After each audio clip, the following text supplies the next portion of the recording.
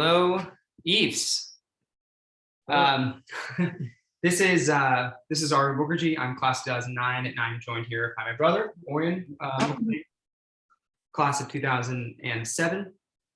And we're super excited to see you all here today for this workshop on Indian food. And it's called Everything You Wanted to Know, but Were Too Afraid to Ask. And this workshop is one of a series of events that are part of the 200th anniversary commemoration of the founding of the Williams College Society of Alumni in 1821. I've had the pleasure of serving as co-chair for the Bicentennial for the Society of Alumni this year, and throughout this year we've been grappling with our past, examining our present, and imagining our future. And we are united in a shared commitment to a liberal arts education, of which this is part, and to lifelong learning, and to an inclusive society where all alumni can feel that they belong. So we just wanted to say a couple reminders before we get started.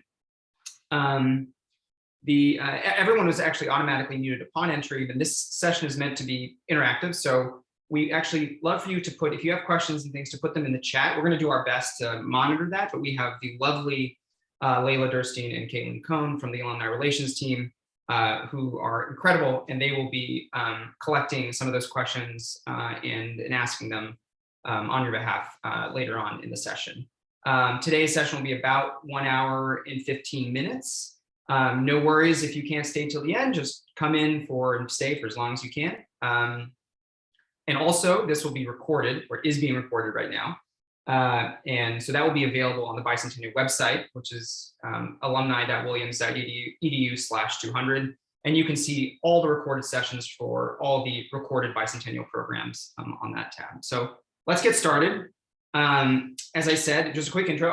This is Auyon. Auyon is class 2007, and I'm going to give you the quick, fast facts about his Williams career. You were Fay 1 was your entry.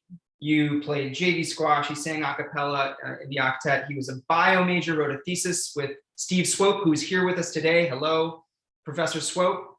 And now he's a musician. He plays in a band called Darlingside. They had formed at Williams with a few of our Williams classmates.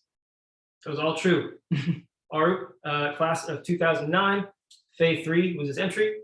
He did all sorts of things at Williams. He danced in the Bungar troupe for a little while, which is the Indian dance team. He sang in the octet. He worked at Spice Route, the restaurant, and played tennis, and now studies U.S. foreign policy. U.S. foreign policy. Either one works. Either one works. That is correct. Cool. All right. So, as Auyon said, we actually both worked at Spice Route. Our kind of general relationship with Indian cuisine is we were both born and raised in the United States. Auyon in Virginia, myself in Kansas, and we both, of course, grew up in Kansas City together. And our mom cooks amazing Indian food and runs an Indian cooking class in Kansas City. And she has had probably 4,500 people come through her class, of which we help kind of organize and type up recipes for that. We also just love to cook. I think the most major kind of Indian cuisine-oriented activity that either one of us has done is that Auyon is working on an Indian cookbook with my mom. And that has involved a lot of research, a lot of recipe testing, and just diving into culinary history, colonial history. And it's that sort of background and experience that we are trying to bring to today and share with you all. And we're so excited that you are with us. And the general kind of structure of today's session is we're going to start with a masala chai demo as promised. And then we're going to talk just like generally about some things that we've noticed. A lot of people text us asking us about advice for what to order at Indian restaurants, how to navigate this cuisine, which is so diverse.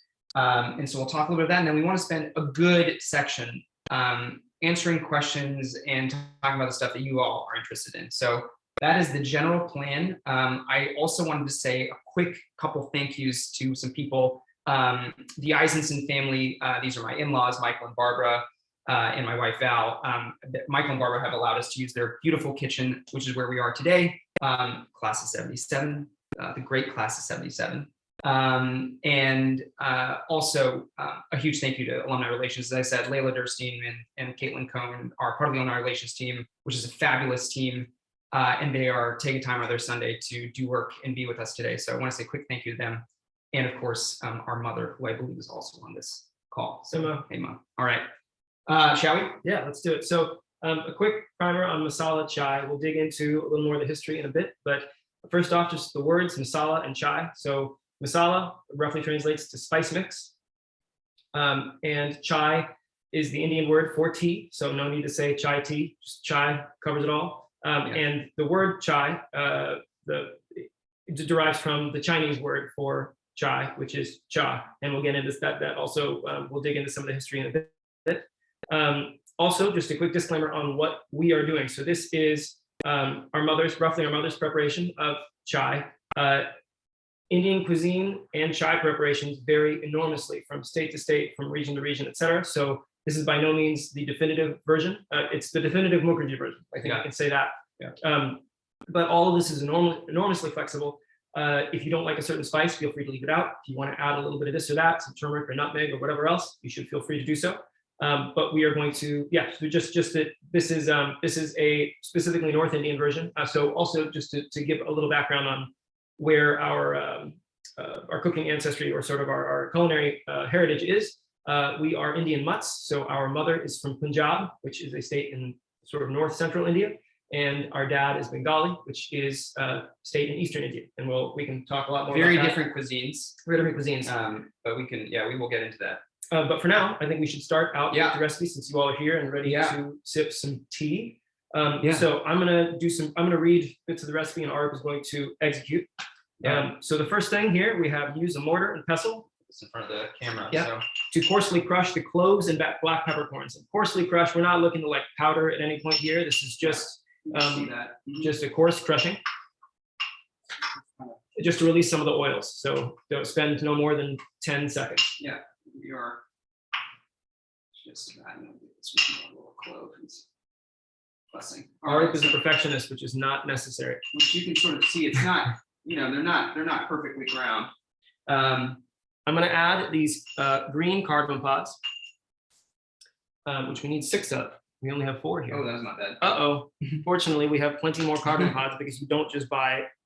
When you go to an Indian grocery store, well, first off, those tend to be, or Asian markets, you'll find spices to be quite a bit more reasonably priced, but also you can buy them in insane amounts. So here with the cardamom pods, really what I'm doing is just kind of opening up the kind of shell. And the trick, if you've never seen the inside of a cardamom pod, they have these few little brown, basically seeds. And that is where the majority of flavor comes from. And so what you're trying to do here is just opening up. I don't know if you can see it. We'll see if you can see how you can. I don't know if you can see that, but basically you're just trying to open it up so that when you boil the water, the cardamom pods, it'll reach the little seeds inside the pods, but you don't need to go nuts on them. All right, yeah. So we are then we're going to combine the crushed spices, the cloves, the peppercorns, cardamom pods with the water, and excuse our dance. Yeah. The ginger, Aroop has sliced. Been kind enough to pre-slice the ginger. Everybody knows what ginger looks like, but here it is. So now, quick thing on ginger. All right, we're going to be straining this out, so you don't need to peel the ginger. I just sliced it up. I just kept the peel on. We're going to be boiling it, and then we strain it out anyway. One of the things is when you peel, of course, peelers are not great with ginger because they take off a ton of flesh. Something we do is, if you do need to peel the ginger for whatever reason, if you're cooking something that you can't just strain them out afterward, is to use a knife, and you kind of just basically even a butter knife. A butter knife. You don't need to use this kind of a knife, but you just sort of scrape it off like that, and that is a way to take off the peel without taking up too much flesh. So we're putting. Oh, and we have fennel seeds too. Yep. Yes. So we're adding ginger, fennel, and cinnamon, in addition to the cloves, peppercorns, and cardamom pods. And we're putting it in the water. Into the water. All right. So here's these are the fennel seeds. That's just a teaspoon, I believe. There's a 1/4 cup of ginger. which is probably correlates to about an inch, inch and a half, maybe of ginger. Cinnamon stick, and the sort of ground spices. All right, now we're cranking up the heat. Yep, so we are now going to cover the pot, bring it to a rolling boil over high heat, and cook for 3 minutes. It doesn't need to be high heat, just get it to a rolling boil and then adjust the temperature accordingly. Sweet. So I'm going to start our timer for 3 minutes. So, one of the hallmarks of both Indian cuisine at large and the Indian preparations of tea is in a lot of spice use. Right now, like based on research that folks have done, there's a strong correlation with spice use and hot tropical climates. And the prevailing thinking right now is that the reason that spice use co-evolved evolves multiple times in like cuisines in Mexico, India, et cetera, is the antibacterial and antiseptic properties of a lot of these spices, which is, as you might imagine, a pretty important thing to be thinking about. Food spoilage is a chronic concern in these places.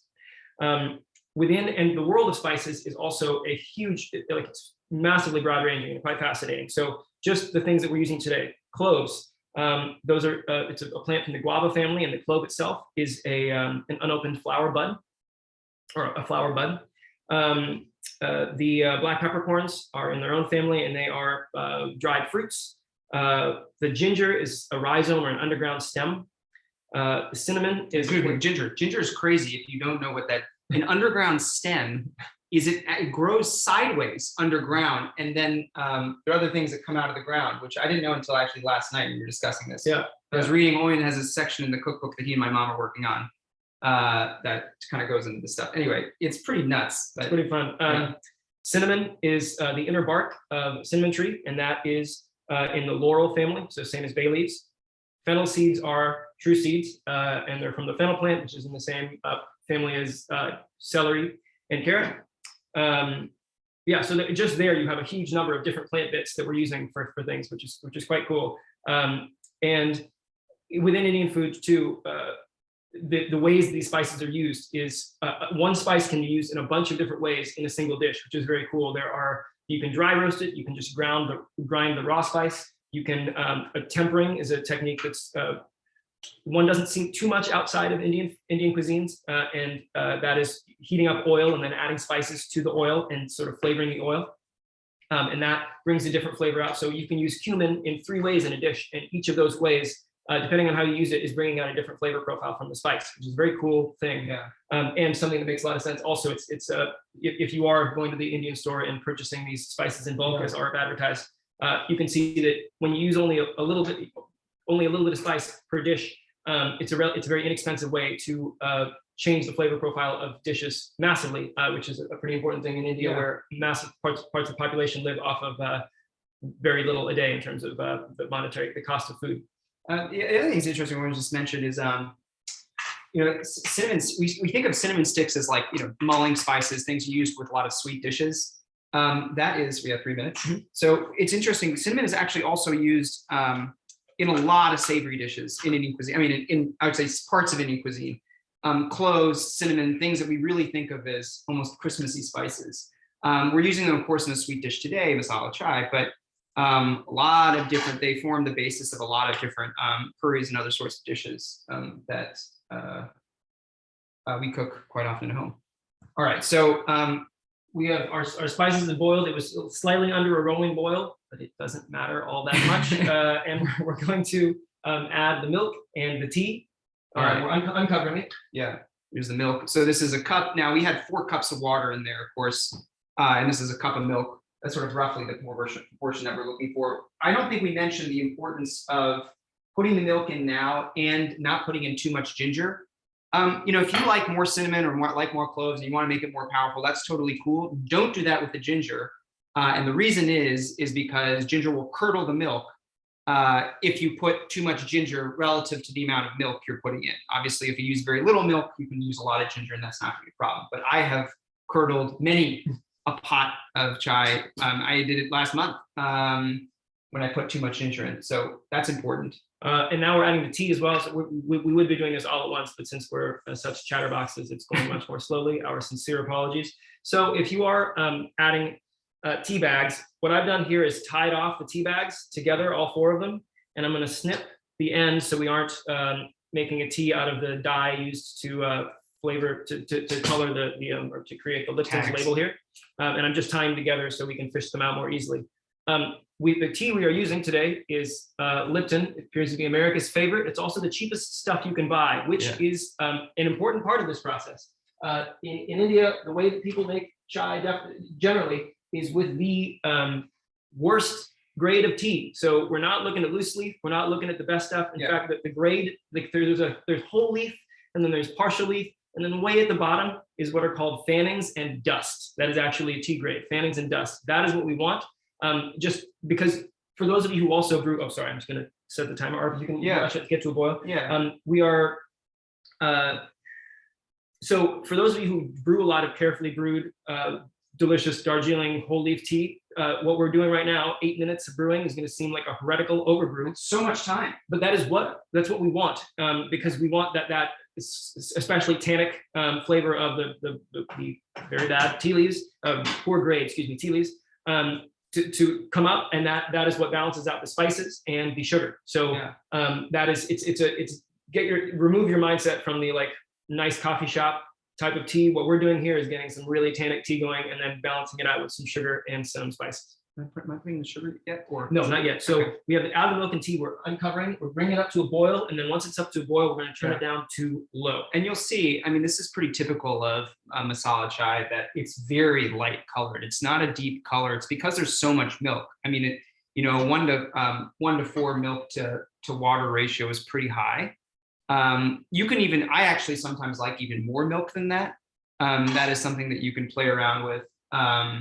But yeah, as Auyon mentioned, I mean, you're trying to balance out these very powerful flavors, which is why you're boiling the heck out of the tea bags. So you don't put in your first flush Darjeeling or your your super nice loose leaf teas. It's sort of like making mulled wine with a really nice bottled wine. So you can do it, it's just not advised. Oh, actually, is it? Unless you have a lot of nice wine around, in which case I suppose it's fine. All right. So what else do we got? We got about 6 or 8 minutes. Is that right? Yeah. So we're starting now. We have we're going to go 6 minutes. So sugar is we're going to add that in a moment. When we used to visit India with our parents, I was very confused about the fact that a ubiquitous summer drink that was served was lemonade. And I was very confused because I didn't understand why this classic American drink was being served in Indian homes. And I didn't know the word globalization at that point, but I think I was having intuitions of it. It turns out I was, lemonade is about as Indian as things get. The progenitor of citrus trees, this is like 8 million years ago, came from the foothills of the Himalayas. The history of citrus fruit in general is a very cool thing. Like all of the citrus fruit we eat comes from like 3 or 4 ancestral varieties, the mandarin orange, the pomelo, and a couple others. But those are coming from the foothills of the Himalayas, and now they're everywhere, especially Florida. And sugar. So sugar was first, the sugarcane plant was first domesticated in Papua New Guinea. But it wasn't, it was in India that the process of crystallization was developed or discovered. And so given that both lemons and sugar have a history in India, it feels fitting that many Indian households serve lemonade to guests. Yeah, it's called nimbu pani, nimbu meaning lemon, and pani, these are Hindi words. Of course, a lot of the country doesn't speak Hindi, but pani referring to water. Where are we? Oh, yeah. So we can also talk a little bit about the history of chai too, which is kind of fun. So a lot of people think about, food history in general is kind of nuts. There's a lot of stuff that we think of as stereotypically or sort of emblematic of a place, but it turns out that it's relative, in the broad course of history, that ingredient might be relatively new. A good example is tomatoes. We associate that strongly with Italian food. Tomatoes are a New World fruit, vegetable, however you want to describe it. So they didn't make it to Italy till like the 15th to the 16th century or so. People in ancient Rome were not eating tomato sauce. They were eating noodles and eggs and all sorts of other stuff, but it didn't include tomatoes. And so chai. Another example of this is tea. Like chai is in India now is there's all sorts of stats as far as production and consumption of tea that India tops the list. But and if you go to a lot of yoga studios, they will tell you how it's a drink similar to this has been consumed for centuries in India. Not true. Not true. It's so the way that tea snuck its way into India has a lot to do with its colonial history, or entirely to do with its colonial history. There are wild tea plants that grow in Assam, which is in the north, and states around it, and Bengal in the northeast corner of India. But tea consumption was, prior to like the 19th century, it was limited to just like a few tribes in the area who made an infusion with it and also ate it as a vegetable. But it was not at all a nationwide drink by any means. But the British, so there's a long history that we aren't going to get totally into here, but the Opium Wars that the British had with China could easily just as fairly be called the Tea Wars, because the British elite were getting really into green tea. This is in the 19th century. They were buying a lot of green tea from China. China wanted nothing to do with anything that Britain had to offer. So they were just like taking British silver and sending the tea off. Britain got upset about this. They started smuggling opium into the country, into China. China got upset about that. They cut off some ports. This is, by the way, some very JV history that I presented to you. So please don't, this is extremely condensed and poorly told perhaps. But the British ended up waging war, crushing China, cracking open China, and those are the end of Opium Wars. But a lot of this was because of tea, because of all the tea that Britain wanted. So Britain, meanwhile, was trying to figure out other ways that they could feed their tea-hungry population. And so, since they colonized India by that point, they were looking to grow Chinese tea in India. That didn't quite work, but they found some of those wild tea plants growing in India and saw that those worked pretty well since they're from there, and they started producing. This was like 19th century, and Britain was producing an immense amount of tea in India, but they weren't selling it to Indian people. They were selling it to Britain. There was of course the U.S. had. Sorry. Oh, so one thing to watch out for is make sure you're with the milk. You don't want it to boil over. So he has a keen eye. That's that Williams tennis eye. Making sure that it doesn't boil over. So if it does look like it's threatening, sort of crack the lid slightly, and that's totally fine. There was a question about ginger in non-dairy milks too. Sorry, just before we get to the colonial history.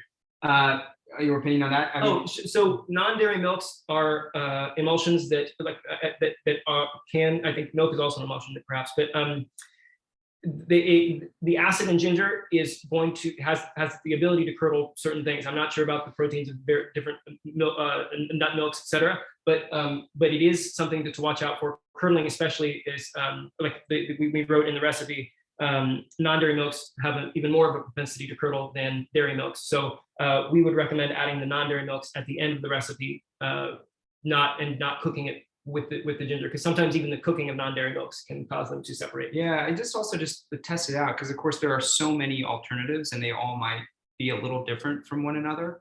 And we haven't tested out oat milk, for instance, but so just play around with that. But I actually, what I do with milk now, because I'm so paranoid about it curdling, I actually boil the spices in the water and then just kind of add the milk in later. And that's also an option. But traditionally, or at least how we've done it in our family, you kind of boil them all together. Mm-hmm. And if you are buying this in India, oftentimes it's boiling for a while, which thickens the mixture a little bit. Like you can keep this going for quite a while, and that ends up a very pleasing texture. Just to finish that tea discussion, though, so it wasn't until it's as late as the 1920s that the tea was starting to become a thing, especially with the anglicized elite in India. So the British didn't leave India until 1950. They were starting to push tea, because of the world wars. They were having trouble selling their tea elsewhere, so they decided to focus inward and had some pretty crazy tactics they pulled within India, trying to convince people to buy tea. They would sort of give it for free at factories, try to get people hooked on the stuff. They would have people going into schools. It's stuff of cigarette makers' dreams, to be able to wander into schools and tell kids about how good the cigarettes are and how they're going to keep you going. but then there was a backlash against it with Indian nationalists who were like, no tea for us. This is some British stuff. And so really, like, it wasn't until like mid-century in India is where it became like the behemoth that it is within India. But it's recent. It's all within the last like 120 years. Gandhi was an anti-tea guy. Yeah, no tea for him. He thought about it as, of course, and obviously a leader of the independence movement, sort of saw tea as emblematic of colonial control. And so he was an anti-tea man. So it's interesting. And now, of course, it is a national image, an international image of Indian cuisine. Yeah, it's very much beloved, but the history of it doesn't go back all that far, which is kind of crazy. Which we can also, and we hope we do get into this, talk a little bit about butter chicken and chicken tikka masala. Those are really interesting other kinds of threads that we've sort of, when we were discussing what we would talk about today, which we can get into because there's a recency to some of that as well. I don't know the word recency. That's fun. Aroop has a lot of words that he uses in front of me. There's a bias. I study decision making as well, decision science, something called recency bias, which is a bias when you make this. We don't need to get into it, but anyway, I think it is a word. I'm sure it is. We're going to find it for Aroop.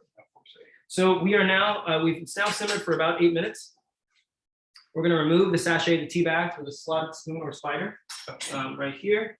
And fortunately, since we tied it together, it's going to come out pretty easily. Oh, sure. And if a couple spices come out with it, that's totally fine because we're going to be straining it all out in a moment. And now I believe we are going to add the sugar and stir to dissolve. We should note that our chai recipe here that just includes a 1/4 cup of sugar, which Aroop has very kindly measured out, is significantly less sugar than the average chai you're purchasing in the streets of India will contain. Yeah. So feel free to sweeten to taste. Yeah, this is pretty sweet, but it gets really sweet. It gets really sweet. You want to just mix that up? Yeah, we're going to stir that in.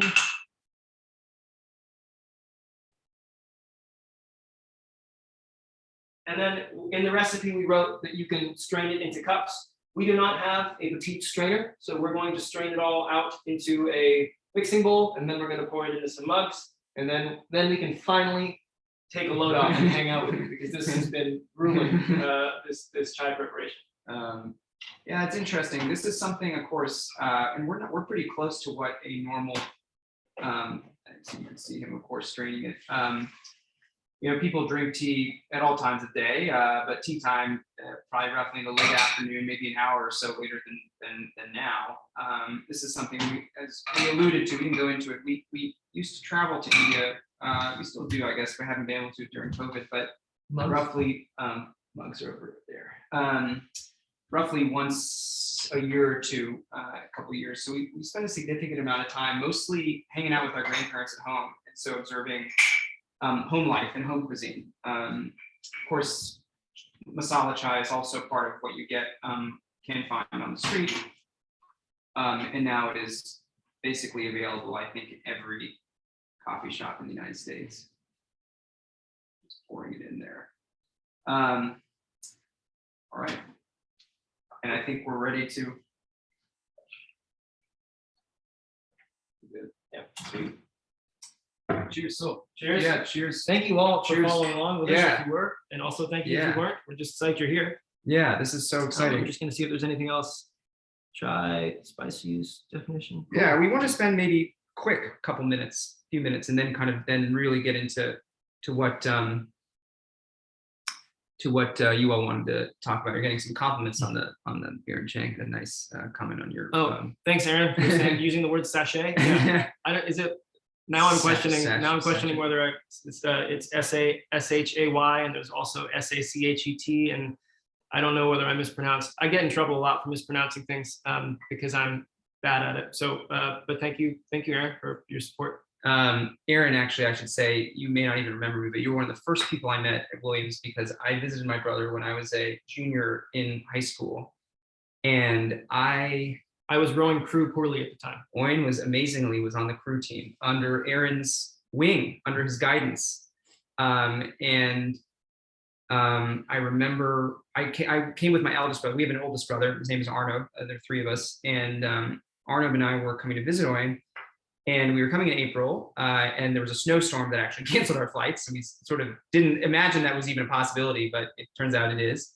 It's actually a likelihood.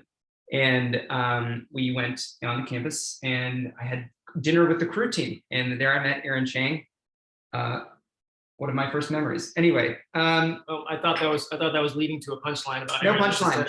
Just remember him and like him from that memory. So a couple things generally about Indian food that we want to talk about. You kind of alluded to this, but I want to talk a little bit about the diversity of cuisine. Yeah. So Indian food is enormously variable. But in fact, North and South India might as well be different countries in terms of not only food but also language, ancestry of the people. There's all sorts of they get lumped together because they're part of the same country now, but culturally extremely different. So the cuisines are also massively different. But even within North India and within South India, state to state, things are hugely variable. And it might even be as different as the cuisines of Europe, if not more so. So it's sort of, if you think about the cuisine of Scotland and that of the tip of Italy, how different those are, that's giving you a sense of what kind of breadth we're talking about. There are some things that tie together a lot of the regions, and some maybe some things that are countrywide, but it is hugely variable, very different places. Yeah. So, and due to the curiosities of immigration and economics and some restaurant history within India, most of the restaurants, at least this was especially true as of the aughts, or maybe the 90s and prior. Most of the restaurants Indian restaurants one would come across in the US were featured Punjabi cuisine. Again, that's where my mom's state. So the things that are emblematic of Punjabi cuisine are the tandoor, which is the clay oven.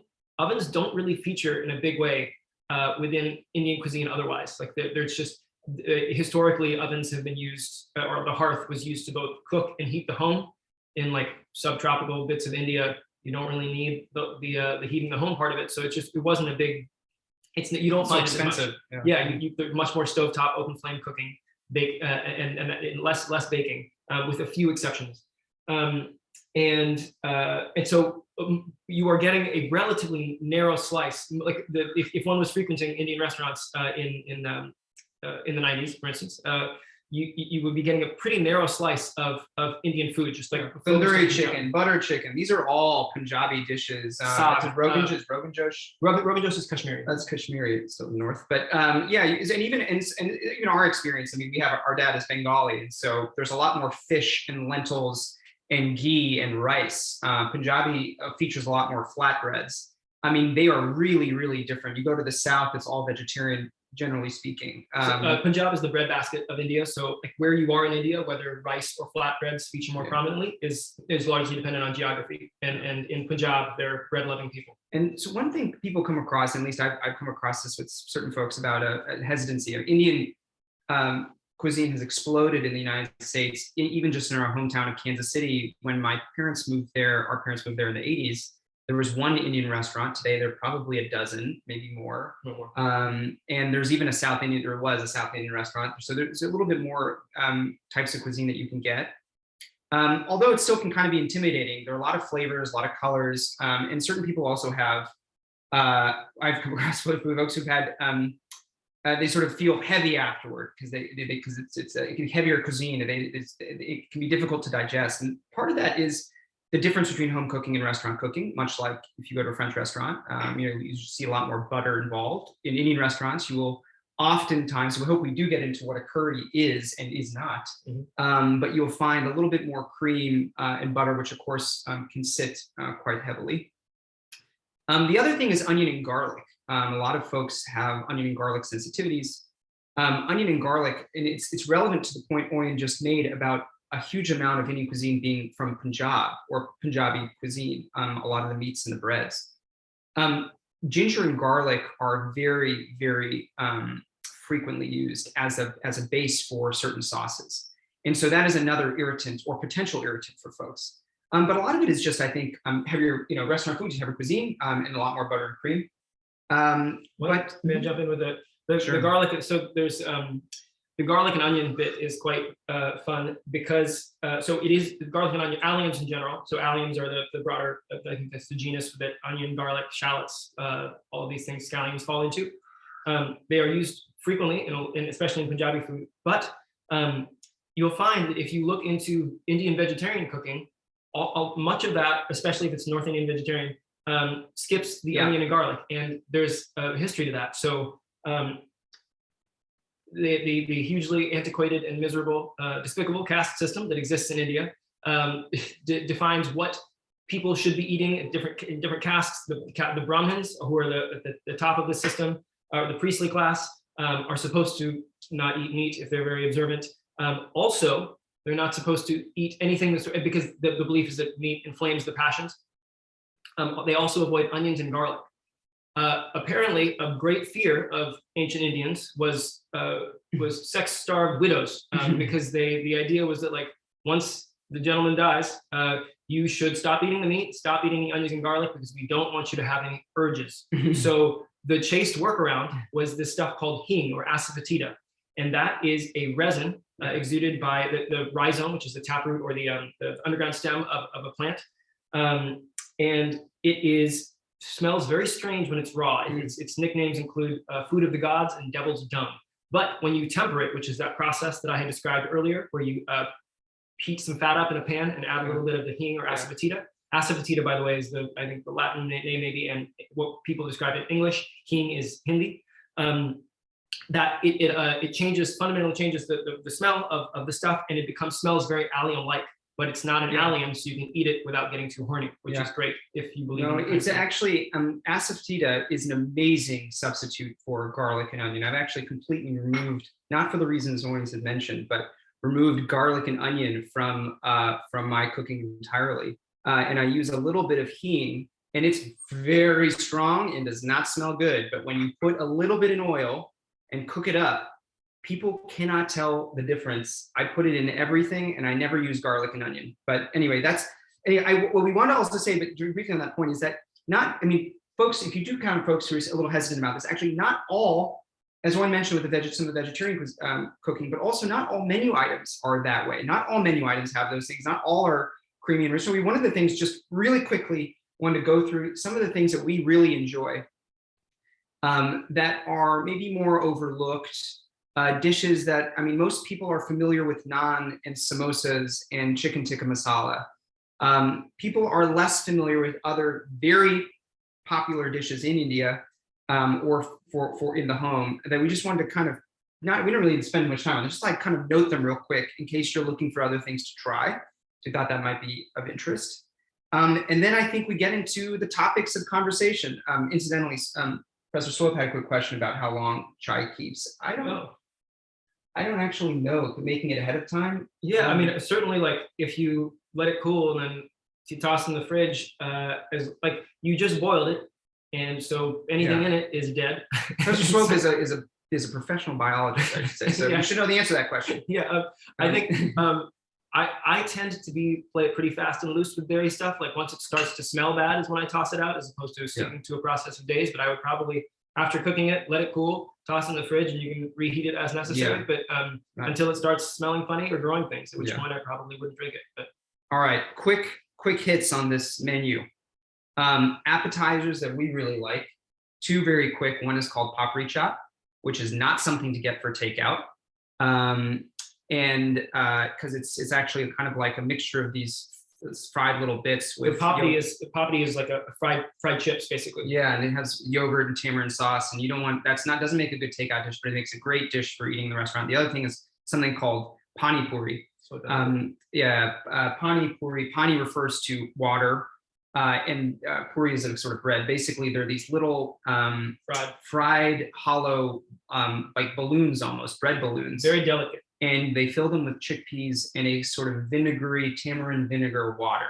And it's like a little explosion of goodness. You are served it, and you immediately eat it. And it's messy. It's great. Super messy, but super fun. Again, those are both probably things you don't want to order for takeout, but they're great to have. In terms of mains, goat. Well, if you never had goat, have goat. Awesome meat. Biryani is a dry preparation. It's a sort of has saffron. So the Yeah. biryanis come from the huge. So a lot of the great stuff from Indian food came from Persia. Persians know how to party, it turns out, and they brought their partying ways to India by way of the Mughals or the Mongols. So the Mughal Empire, Shah Jahan, the Taj Mahal, that's all wrapped up in the Mughal Empire. But Mughals, when they threw down hard, drank a lot of booze, and consumed a lot of very indulgent dishes. Biryani is a part of this, where they're like, it's a casserole of rice and usually meat. And there are a lot of ways to do it. Sometimes people cook them together, sometimes they're cooked separately and assembled. But they're like, when you take it, and there's sometimes like gold leaf and all sorts of fancy stuff going on. But biryanis are a very regal, indulgent dish, and they're typically a dry rice dish with meat or vegetable, and served alongside raita, which is one of the other hallmarks I mentioned, spice use within Indian food. A love of dairy, specifically yogurt, is one of the other things that binds many, if not all, of the disparate cuisines of India. People just love the yogurt, and they're eating it all the time. And raitas are savory, generally savory, almost always savory, yogurt preparations that are often like have a little bit of vegetable mixed in. Quick couple others. Tandoori chicken. Auyon mentioned tandoor, which is the clay. It's like a cylindrical clay oven. Chicken is cooked. Tends to be very red. It's a wonderful, wonderful dish. It's also a dry dish. Tandoor is also the vessel in which naan is cooked. Yes, naan, chicken tikka. Those are kebabs are also on skewers, basically in this big cylindrical clay oven that gets up to like 700, 800, 900 degrees. It gets super hot. So you only really can get those typically at restaurants, although our mother has one. So if anyone is around Kansas City, I'm sure. Open invite. Yeah, open invite from us. Okay. Bangan bharta is an eggplant dish. It's wonderful, smoky flavor. The way you cook it is the outer side, the skin of the eggplant is charred, and then you kind of scoop the insides out. So it has a little bit of a smoky flavor. You mix it with tomatoes. I think there's traditionally some onion in there, although I don't actually use onion. But 3 ingredients. It's just the smoked, the charred eggplant, tomato, and onion. And when you taste it, it's magic, because especially when you're eating in conjunction with other like things that involve a lot of spices. Bangan bharta, the spelling on that is B, or at least our anglicization is B-A-I-N-G-A-N, Bangan bharta, B-H-A-R-T-H-A. It seems like it's so complex and crazy, and it's really just 3 vegetables cooked in a specific way. It's very cool. Breads. Most people are familiar with naan. Naans are great. There's some other really great ones out there. Something called a bhatura, which is a fried sourdough bread. It's unbelievable. You have it typically with a chickpea dish, but you can have it with other things too. Rotis are probably the simplest. Oh yes, we spell the substitute for garlic. Asafoetida, A-S-O-E-A-S-A-F. Oh, A-F. So A-S-A-F-O-E-T-I-D-A. And you notice, if you look closely, asafoetida, the word fetid is baked into that, and that is not an accident. That's because people think it smells strong. Hing is the other one, which is either H-I-N-G or H-E-E-N-G. That's the Indian word for it. It's the same thing. Sorry, just wanted to, we were talking about breads. Roti, which is probably the simplest bread. It's made with a variety of flours, but it's basically usually something called chapati flour. Chapati flour. Then there's a layered version of that, which is one of my favorite breads, maybe my favorite, called in Bengal it's called paratha, in Hindi it's called paratha. It's like a layered, like croissants are layered, although this is not fluff, this is a flat bread. It's quite a decadent bread, and sometimes it's stuffed with potatoes or spinach. Often it's just you have it straight up with, you have it with some sort of a saucy dish or vegetables. And lastly is a couple desserts that we really like. Something called halva, which is not the same as the Middle Eastern halva, which is sesame based. This halva actually refers to, it can mean a lot of different things. It could be carrot halva. You could have So the word halva comes to India from Middle East. And in the Middle East, it generally refers to sesame, tahini based sweets. But in India, it's just like a kind of a semi-solid dessert that the consistency varies. Some of them are very hard. Some of them are much more looser. and it can be made with carrots, suji, which is semolina, and oftentimes, at Hinduism is a religion that predominates within India, and at Hindu temples, one thing that happens frequently is that food is placed in front of the idols of the gods, and it's blessed over the course of the ceremony. And then at the end, everyone gets a little bit of the blessed food, so you get to take a little bit of God with you. And very often that food is halwa, just because you want the kids to eat it and it's good. So there are a huge number of halwas that exist. And there's so many desserts and other things we could get into. And we wanted to actually finally transition. I think Layla, I think we did talk about the non-dairy milks. It's not something we don't know all the various. We're gonna have to, you all have to experiment with the amount of ginger in the non-dairy milks, because it can curdle, or there can be some sort of separation of some sort. I guess it's not like there's obviously not milk in there, but that is something you'll probably have to play around with. If you are using the non-dairy milks, though, we do recommend putting it at the end, putting it in after. Make everything, add the sugar, and then pour it into your cup, and then sort of treat it as you would cream for coffee. Yeah, definitely. All right, so we can go a lot of different directions. We've got about 20 some odd minutes, 20, 25 minutes or so. We could talk about curries, we could talk about chicken tikka masala, but if there are things, if people want to toss stuff into the chat, or if there are questions folks have, otherwise we can.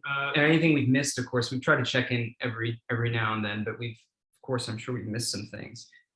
Aroop had mentioned earlier the chicken tikka masala and butter chicken. So we can dig into some of that. And so chicken. So for those of you who haven't been to Indian restaurants much, those are very similar looking dishes. And it's very tricky to iron out the differences between them now, because there has been a flattening of certain things within like restaurants around the world. And so those dishes may look very similar now. I think what might be fun is to dig into some of the history of the two dishes. So we'll start with butter chicken. So butter chicken, a dish called dal makhani. Dal means is a lentil or pulse based dish. Makhani means butter or creamy, so it's a creamy lentil dish. And tandoori chicken. Those three dishes, butter chicken, dal makhani, and tandoori chicken, are all iconic, like sort of emblematic of Indian food, both within India and outside of India. But that has not always been the case. Prior to the 1950s, those three dishes were part of a regional specialist list, sort of set of regional specialties in the Peshawar region of what is now Pakistan. But so when the British left India, partition occurred, and that's where Pakistan and India were split. And this caused a massive migration. Also, it was like not a pleasant time to be in any of those areas. So Muslims were migrating out of India, Hindus out of Pakistan. A lot of deaths. It was not our grandparents part of that. It was a rough time. 3 restaurateurs came down from the Peshawar region of Pakistan to what is New Delhi, and opened up a restaurant called Moti Mahal. This is the same Mahal that is in Taj Mahal. The same word, and the restaurant killed it. They did extremely well, so much so that like the dishes they were serving became like, and this was of course a young country at that point too. India was now freshly India, split off from Pakistan. British had left, and so something about the combination of the circumstances led, and that I think is also a contributing factor to why now even Punjabi food is so strongly associated with Indian restaurant culture globally. But butter chicken was one of the specialties of this trio of restaurateurs, it involves butter, of course. It also has like one of the sort of fun ingredients in it is fenugreek, which is both the seeds and the leaves are very curious. If you all have ever eaten a curry and then came home and for a few days afterwards were smelling a little bit of curry, and you changed your clothes, you washed yourself, you bathed hard, you even used soap this time, and you still couldn't get rid of it, that is fenugreek. So fenugreek contains a compound called sodalone, and that it smells faintly of maple syrup, and is in fact the primary, in a lot of fake maple syrups, primary flavor ingredient is fenugreek derived. Fenugreek is also good for lactation, side note. So when you come home from eating if you have eaten a curry and you're smelling slightly of Indian food, or you smell it on other people, some people in fact like the smell and will purposely ingest fenugreek for that reason. But it's in the seeds and the greens, which is quite fun. And so that is fenugreek is a component of butter chicken. Chicken tikka masala is very similar. It's also tomato-based chicken, but that is it's now ascribed as the sort of discovery development is pinned to Glasgow, somewhere in the UK. Southeast or South Asian immigrants who were there had leftover tandoori chicken and decided that they needed to do something with it, so they sauced it up and served it. It's now maybe the official, definitely the unofficial dish of Britain. The dishes can look very similar. They now, like, there is a bit of overlap. One of them is an immigrant innovation. The other one was born out of Moti Mahal. But this discussion of what is traditional and authentic it gets very tricky as I've been working on a lot of food history stuff.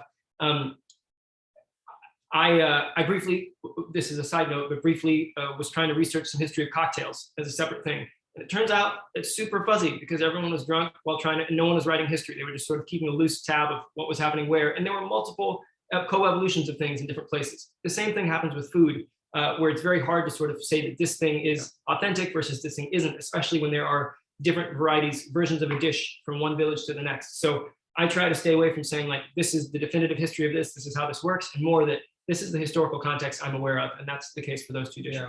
It's very, very interesting. Of course, I mean, the basic, I mean, most of the time you might not be able to tell too much difference between them, but one difference, of course, being butter and the other fenugreek, the use of fenugreek in butter chicken instead of chicken tikka masala. And a quick question about a substitute for ghee.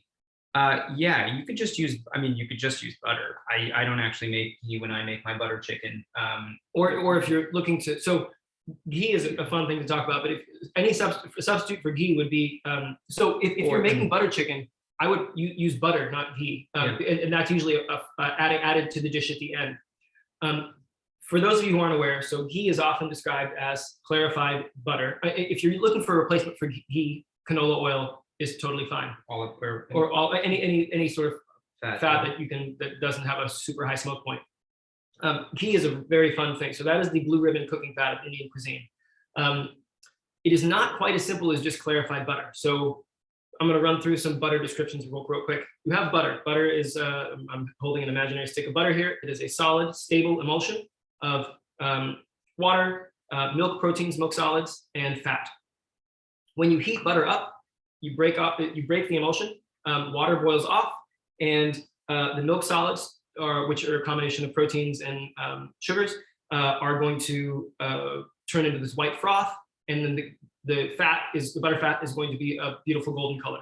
If you were to separate it immediately when the emulsion breaks and remove all of the milk solids, that is clarified butter. So that will keep for a very long time, because what makes butter go bad more quickly is the milk proteins and milk solids. Ghee is not just that, though. So what ghee is you keep cooking, and I've been corrected on this by my parents, because at this point, when I started working on the book, I had not studied any Hindi. There's a g sound in Hindi and there's a g sound in Hindi, and they are different letters. So I get sort of verbally slapped by my father anytime I try to say ghee. It should be ghee, he tells me. So that's why it sounds like I'm making a funny noise. But with ghee, what you're doing is cooking the milk solids even more, getting them nice and brown and toasty. That flavors the fat and gives it this really exquisite brown butter flavor. And then you separate. So properly made ghee should smell of brown butter, but has all the properties of clarified butter in that it keeps for a long time. You can cook, it has a higher smoke point, so you can cook at higher temperatures with it, whereas butter will burn. And you can also, if you do it right, you can save those brown milk solids and add them to rice or something else, and they make a wonderful flavoring agent. But ghee within Indian, like there are in the Rig Veda, which is an ancient Hindu text, there are numerous odes to ghee. So people were singing about this stuff. They've been crazy about it for a long time. And if you make some at home, you will understand why it's really wonderful. Yeah, and Auyen's alluded to some of the deep historical connections between religion and food, which is obviously not limited to Hinduism or Islam in India and the region. Of course, those are things that are part of other religions too, but it's certainly very interesting in Indian history and cuisine, how those two kind of mingle over time. Feel free to put in more questions. One thing I think we talked about a little bit, but we haven't really gone into is this thing of curry. which, you know, I sort of met people who say, I don't like curry. They say that. And another thing that Yeah. people say about curry, they've become very in vogue for a lot of even South Asian Indian writers to talk about how curry doesn't exist. To use the word curry is to use a colonial flattening of Indian food that is totally ridiculous. It isn't used in India, and no one should use the word curry. I hope through Aroop and my using the word curry over the course of this chat, you realize that we are not on that team, and I'm excited to expound on it. But I think so. I'll maybe get into my understanding of the term, and then Aroop can get into the to say what it is to dislike curry. It's certainly, I mean, there certainly are a lot of misconceptions, or there people use it in ways that are not always accurate, but that doesn't mean it doesn't exist. I think that's sort of So yeah. So curry, of course, is sort of a meaningless term. To say you don't like curry. Well, before we get there, I'm going to talk about how it's been used. Sure, if that's all right. So so the term curry, the etymology is a little fuzzy, but people trace it back to Tamil is a language in South India, and people who are from there are called Tamilians, which is a great word, one of my favorite words for people. The Tamil words for black pepper or a thin sauce, and it was first, I think, seen in like the 16th century, like the use of it as the sort of predecessor to the term today was seen in like a 16th century thing that a Portuguese traveler was writing about these curries. And then it became adopted by the British to describe a variety of dishes that had like a sauce component to them. It was not a flavor. It was just like a thing that has a sauce component, basically a liquid component. And within India, it remains that. Like people still use the term curry with like, you know, on restaurant menus. Our grandparents, like the word curry exists. Yeah. The point that I think a lot of food writers take issue with, which is fair, is the phenomenon of curry powder. So curry powder is a list of spices ground that like you can find at a grocery store that the idea is you add it to something and it becomes a curry. And I can't speak to things outside of India because I'm aware that in like there's Japanese curries and Thai curries and all sorts of other stuff. Within India, there's no one set of powders that determines what a curry is. Again, a curry is more akin to like there are soups, there are curries, and there are salads. Like it falls into its description. It's like saying sauce. A kind of dish, not a flavor profile. So the so the idea that there is a singular curry powder is not the case. In fact, there are many different powders that are used for many different curries. One could call them curry powders. They usually have different names like garam masala or chaat masala, but there are a lot of different powders that are regionally specific for different dishes. So there's no, like, when you add curry powder to something, it doesn't make it a curry, although in English, in American English, of course, the word like curried refers to a flavor profile for things like chicken or apples or whatever. But the Indian, to refer to something as a curry is within India, which is done all over. You can go to India and order a curry and no one's going to laugh at you or call you a colonist. It's written on the menus, but it is a type of dish. It is not a flavor. Yeah, it isn't a flavor. Yeah, the idea of curry powder is somewhat ridiculous thing because, as Owen mentioned, there are spice blends. I mean, although spice blends exist everywhere, but they're so in that, and there are many, all sorts of types of combinations of these spice blends used for certain dishes. So the idea of not liking curry is strange. It's like saying I don't like soup, despite there being obviously many types of soups, like gazpacho or it's another soup. Chilled strawberry. Chilled strawberry, I've never had, but I'm sure it's delicious. So the other thing about curry that's a little bit funny is there are also things called curry leaves. Yes. Now, curry leaves are actually not in curry powder, nor are they actually really what defines a curry, but they are called curry leaves. So this is a South Indian. It's called from a tree called, I think, the sweet neem tree in South India. It's a slender leaf. They're very fragrant. So you rub them between your fingers, you can smell them. So they're used very often in South Indian cooking, especially paired with black mustard seeds. So curry leaves have a slightly citrusy thing to them, and with black mustard seeds, they're a seed that turns very nutty and pleasant. And so you often see those two paired together. But curry leaves are a separate thing. Someone asked specifically, is it okay to freeze fresh curry leaves and those yummy skinny green Indian chilies? No, totally. You can freeze that stuff for sure. I think like what I would do is try it like if anytime you're freezing chilies, probably I wouldn't change the amount. Like try it 1-to-1 frozen fresh and see how much it changes. Just because capsaicin I think is pretty potent. Capsaicin is the compound in chilies that makes them spicy.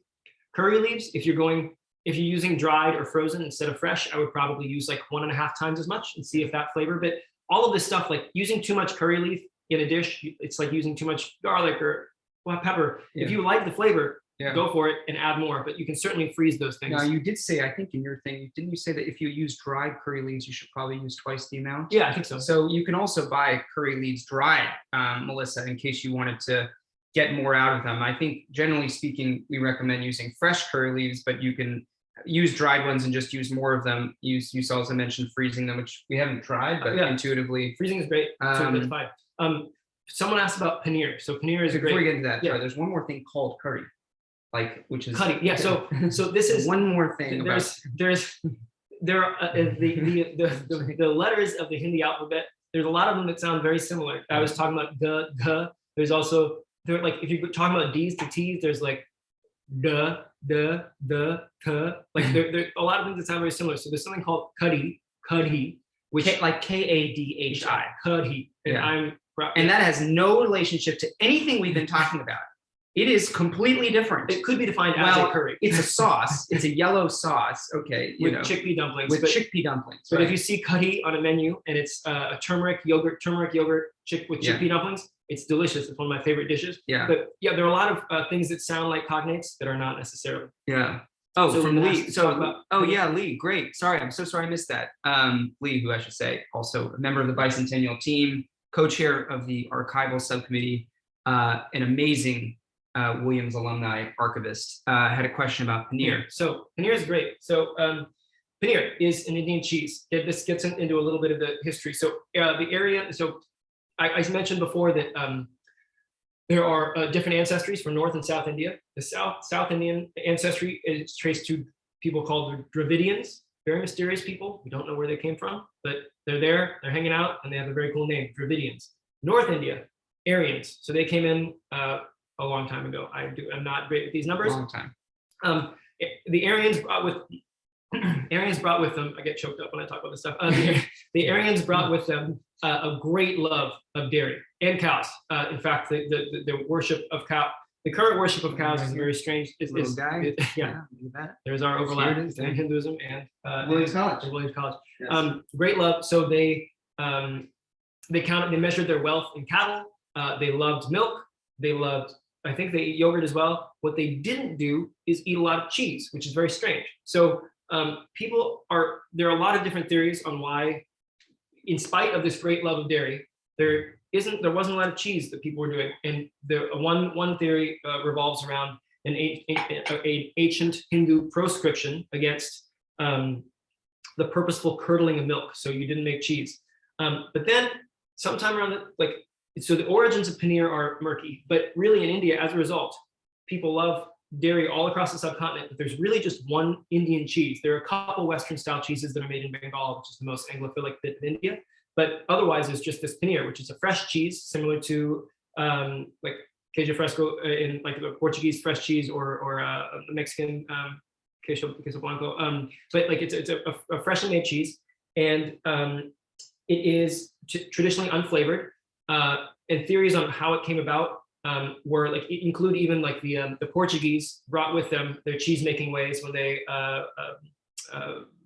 came to the subcontinent in the 15th, 16th century, and that started in Bengal. But so paneer now is eaten, I think, mostly North India, and it is a pretty simple cheese to make. So you just you heat milk up to a certain point, add some vinegar, you strain the curds, you can use the whey for other things, and then it's pressed. But it's a pressed soft cheese, traditionally unflavored. If you're making it at home, it helps a lot to fry it a little bit on both sides before putting it into a dish, so it helps with kind of like what you might do with tofu, actually, although it's a very different consistency. But to keep its structural integrity, keep it. But so paneer holds a very strange place within Indian cuisine because it is sort of the only Indian cheese, in spite of the fact that this is a place. Because if you look at like not having a Chinese cheese, for instance, and I know very little about Chinese cuisine, and excuse me for broadening that much, but within a lot of East Asian cultures, there's not the same love of dairy. That is something that within that India has. It made it all the more ironic given the high levels of lactose intolerance in India. Just by the way, maybe we don't need to go into that, but it is so paradoxical to me. But in any event, love of dairy, also people with issues. Is there anything else? Or I mean, you kind of have it in all sorts of things. You have it paneer. You have with saag paneer. You have it there's sweets like Bengal. Bengal is a state in India that our father's from, known for its extremely bad diet. They love rice and sweets. That's all they eat. Yeah, and the men are known for being small. High levels of heart disease among that population. Our genes are horrific. Very good sweets. They make great sweets. So if you find a Bengali sweet shop, go in there. Well, more on that, basically. Some of those, the paneer is used for things like something called rasgulla. In Bengal, it's called rasgulla. In Hindi, it's rasgulla. It's basically that same cheese. Am I right? And it's soaked in like a very sweet syrup.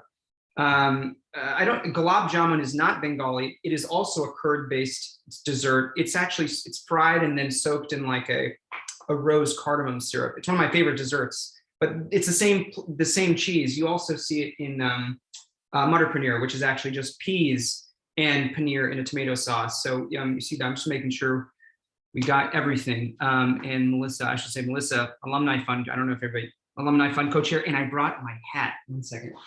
So we have one question from Nina about sources for learning about South Asian food history. So that's a great question. I'm still digging into the stuff. One that I really enjoy. So South Asian food history, there aren't a lot of books that do like the whole scope for whatever reason.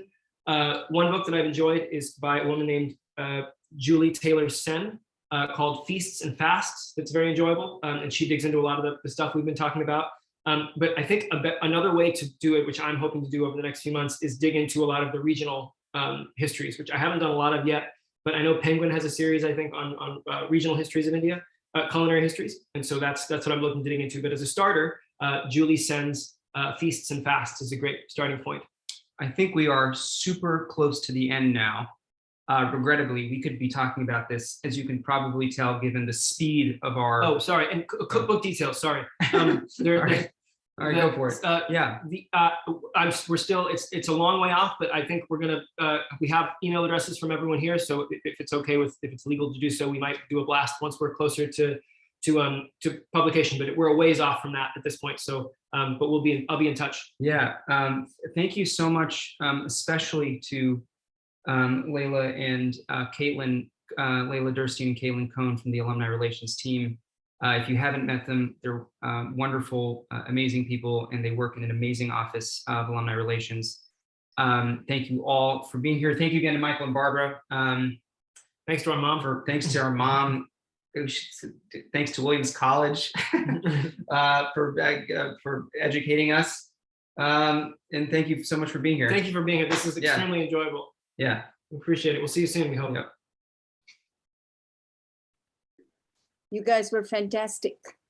Is that our mother? Yes. Oh my God. Thanks, Mom. Thanks, Mom. Yeah. Still on. Right.